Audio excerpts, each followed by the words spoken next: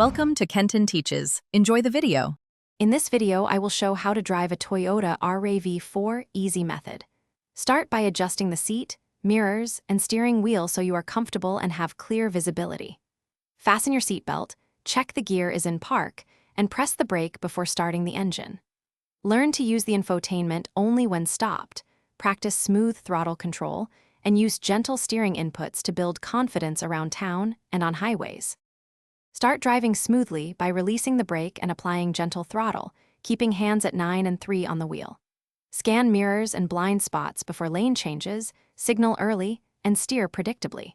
Brake progressively for stops, and aim to coast when possible to save fuel. Adjust cruise control for steady highway speeds, and use lane centering aids cautiously. Practice in low-traffic areas, first to build muscle memory and confidence behind the wheel. Approach parking maneuvers slowly, aligning the vehicle with reference points and using the camera to confirm clearance.